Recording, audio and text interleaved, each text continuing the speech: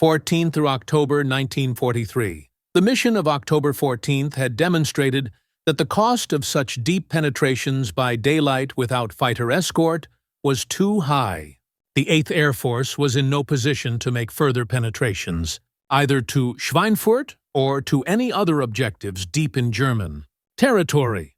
U.S. official report on the Schweinfurt raid. It is a great tragedy of war that commanders can blindly persist with plans, which have been repeatedly proven to be dangerously misguided. After World War I, visionary young officers in a number of countries argued that in the future wars would be won not by armies or navies, but by fleets of aircraft bombing enemy cities, in what became known as strategic bombing.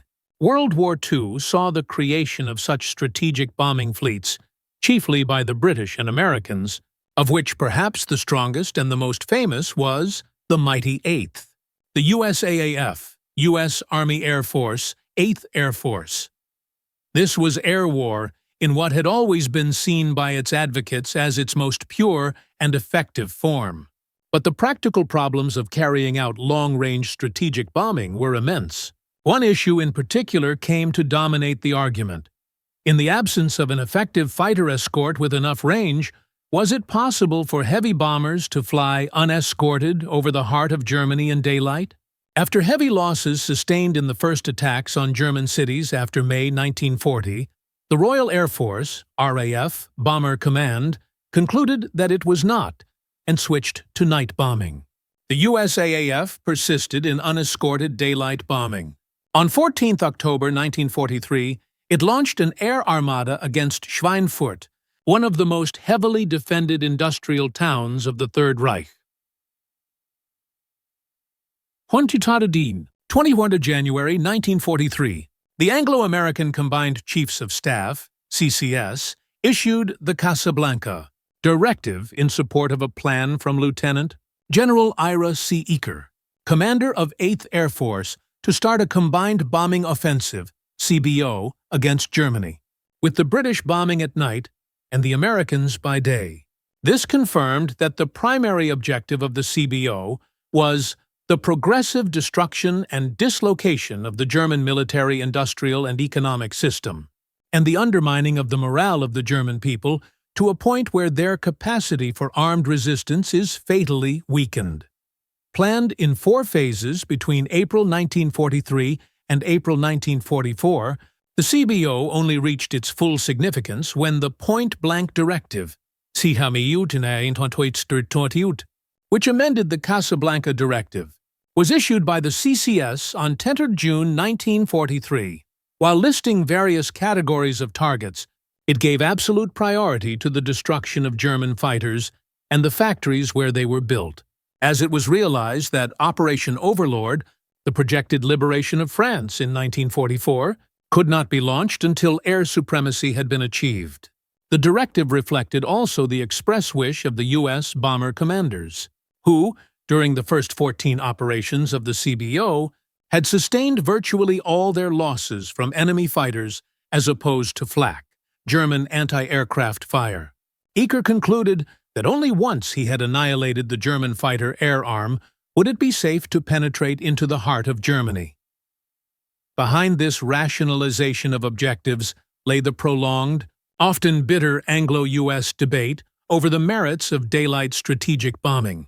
While General Henry H. Hap Arnold, commander of the USAF, had been greatly impressed by the British theory of strategic bombing, neither he nor his subordinates approved of the costly results of RAF night bombing. Daylight bombing, the Americans argued, would enable them to hit pinpoint targets, such as oil installations and aircraft factories. The main U.S. heavy bombers, the B-17 Flying Fortress and B-24 Liberator, were also less suited to night flying. A draft version of Point Blank, issued on 14th May, had already noted the critical importance of ball bearings to the German war effort. The concentration of that industry, it pointed out, made 76% of German ball bearing production outstandingly vulnerable to air attacks. U.S. strategic planners prioritized the 5 ball-bearing plants located at Schweinfurt, which between them supplied 52.2% of all German ball bearing production and 39.1% of ball bearings obtained from all sources for their increasingly ambitious daylight bombing offensives. RAF Bomber Command declined to take part in an offensive against such small, remote targets. The first major USAF raid on Schweinfurt and subsequent raids on Germany had already demonstrated the immense problems in planning and executing such deep penetration operations, especially when the limit of U.S. fighter cover was 250 miles out from England, barely reaching the westernmost towns of Germany. A double mission of 376 flying fortresses had been dispatched to Schweinfurt and Regensburg on 17 August, unescorted for most of the way. In the consequent ferocious air battles, 60 U.S. bombers were shot down, mostly by the Luftwaffe Fighter Command, a loss rate of 16%. Since each crew flew 25 missions before arrest, a loss rate above 4% for each mission made death almost a statistical certainty. Despite these losses and the evident problem of lacking long-range fighter aircraft protection, U.S. commanders stubbornly persevered with plans for a second raid on Schweinfurt. Lieutenant General Eaker remained convinced of the strategic and economic necessity of completely eliminating ball-bearing production at these key plants, which had only been partially destroyed during the first raid. Eaker also remained confident of the merits of precision bombing, so recently improved by the invention of the Norden bomb sight, and new electronic and radar navigation systems. Despite the recent heavy losses, U.S. commanders remained convinced of the high survivability of their self-defending bomber force, provided they strictly adopted the correct tactical formation. By 1943, U.S. bombardment groups had developed the combat box, a new staggered formation comprising 3 squadron formations, each covering the other at different heights and with complementary arcs of fire. Within this box, it was theorized, the recently increased armament of the B-17s and B-24s up to 12 50-caliber machine guns, mostly situated within power-driven plexiglass turrets, could successfully protect them from all angles. Given such an extremely tight formation, it was contended that the R-17s and the B-24s, carrying 5,000 Huaytl and 8,000 Huaytl bomb loads, respectively, could fend off any serious German attacks. The second Schweinfurt raid was scheduled by Eaker and his staff for Thursday, 14 October 1943. 3 simultaneous penetrations were initially planned. 8th Air Force's 1st and 3rd Bombardment Divisions, comprising 360 B-17s, were to cross the Netherlands in 2 task forces 30 miles apart. Meanwhile, 60 B-24s of 2nd Bombardment Division would form a 3rd task force to fly further south. As the B-17's routes would take them beyond normal maximum endurance, it was planned that those without long-range Tokyo fuel tanks would carry an extra fuel tank in the bomb bay, reducing their bomb load capacity.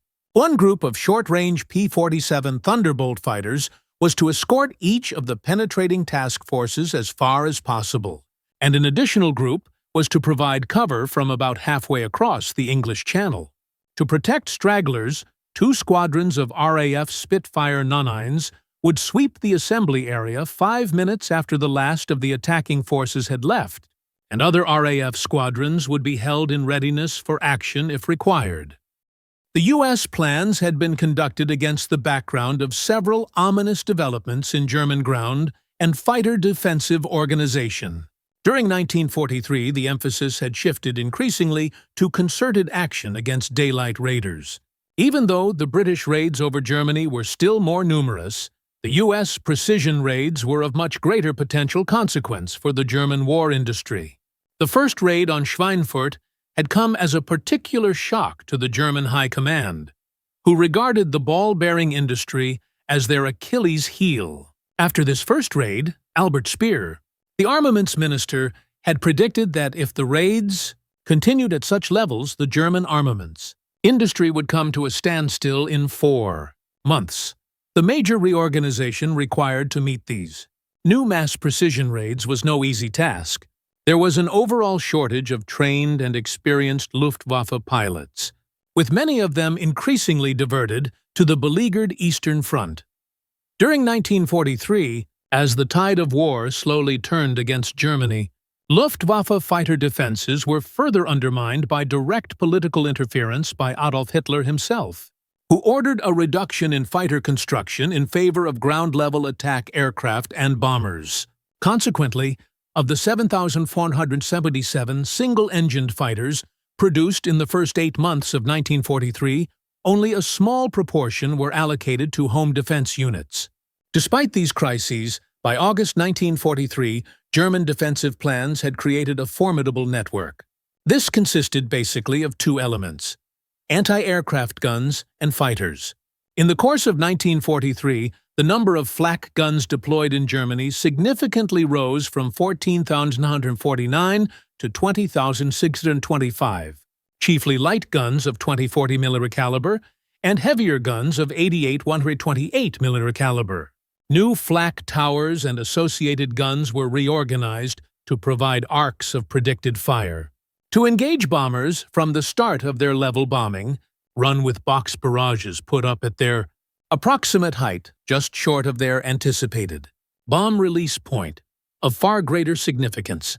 In German defense planning against future U.S. daylight raids were its interceptor fighters, of which the most common were the Messerschmitt Me 109G, with a speed in excess of 380 mph, and the even faster Focke-Wulf FW-190A, compared to 200 mph for the U.S. bombers.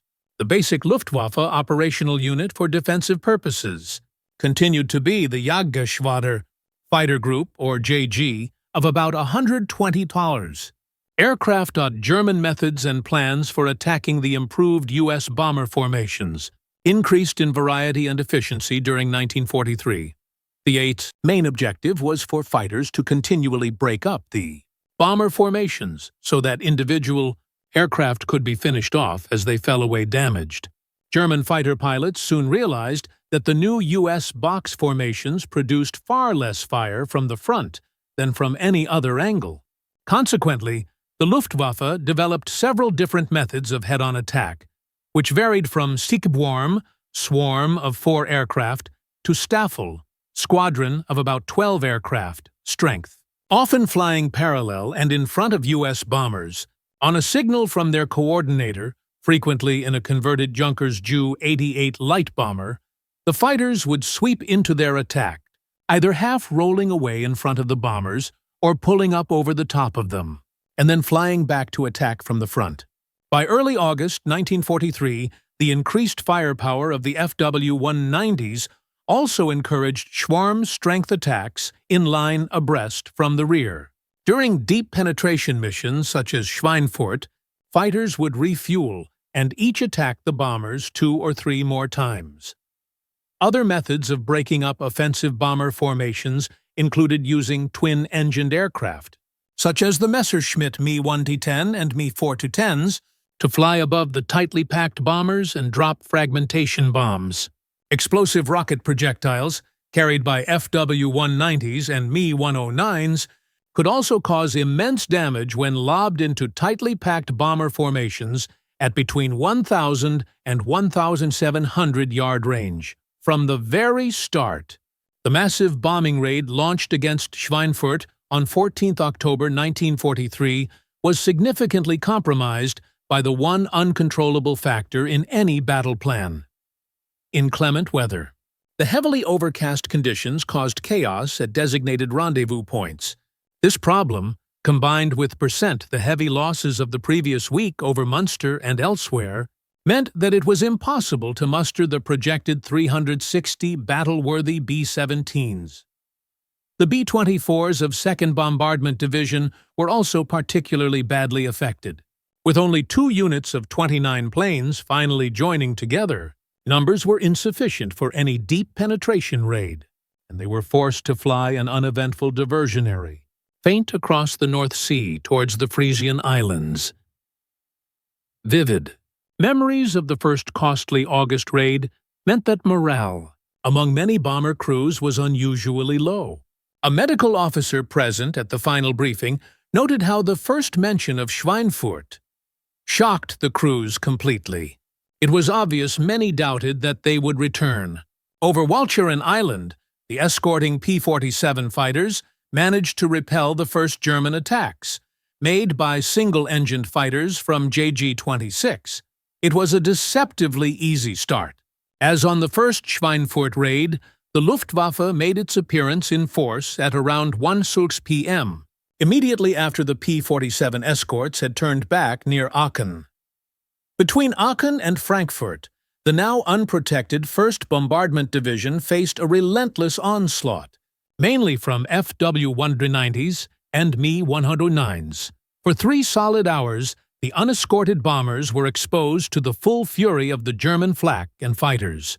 Wave after wave of fighters closed in for the kill.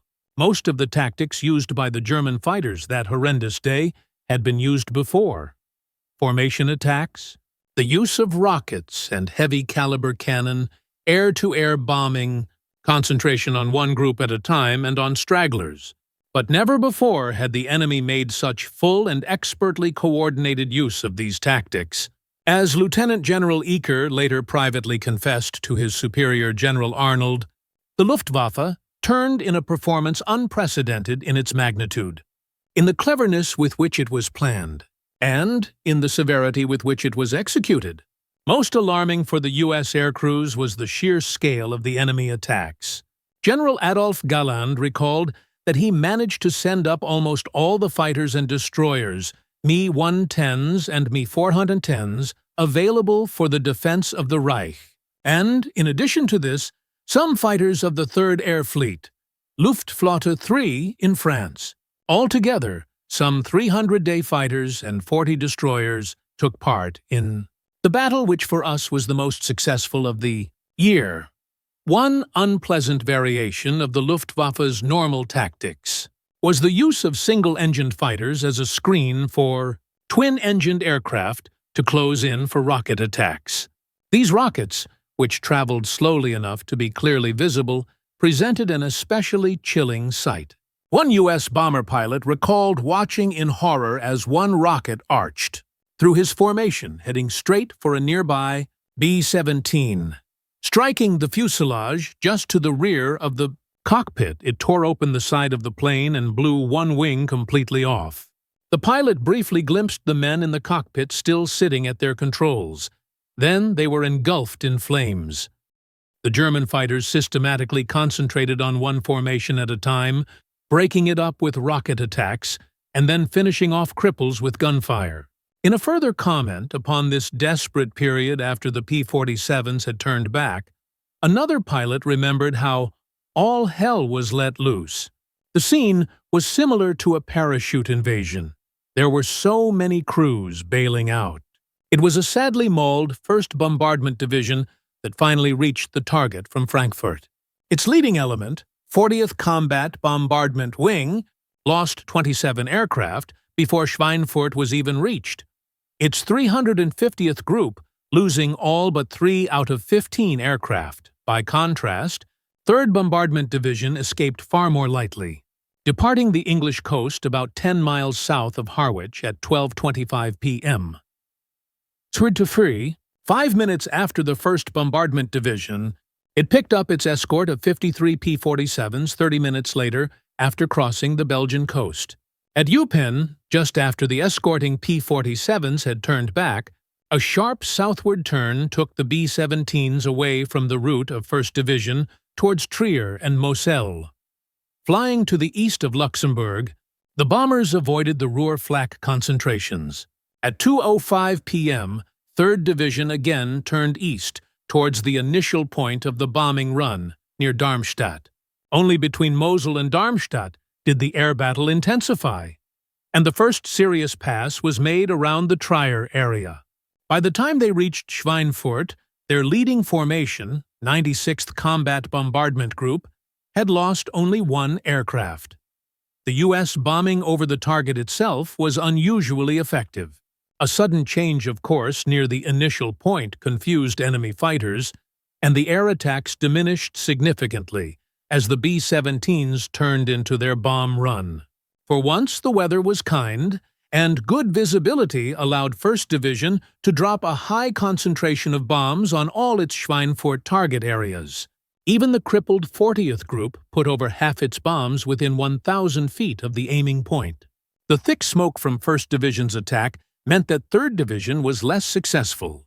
In all, 228 surviving B-17s dropped some 395 tons of high-explosive bombs and 88 tons of incendiary bombs on and about all 3 of the big ball-bearing plants. Of 1,222 high-explosive bombs dropped, 143 fell within the factory area, 88 of which were direct hits on the factory buildings. After the final bombing run, 1st Division turned south and then west below Schweinfurt. But there was no let-up in the Luftwaffe attacks. Fighters from JG-3 and JG-51 attacked the trailing 41st Wing, while FW-190s shot down 3 B-17s of the leading 379th Group. Around Metz and Stuttgart, twin-engined night fighters joined the attack, continuing as the bombers flew across France. By the time of its return to England, 1st Division had lost a further 10 aircraft, making a total of 45 for the mission, not counting crew losses in damaged aircraft. Having reached the target with relatively few losses, 3rd Division suffered much more heavily on the homeward journey.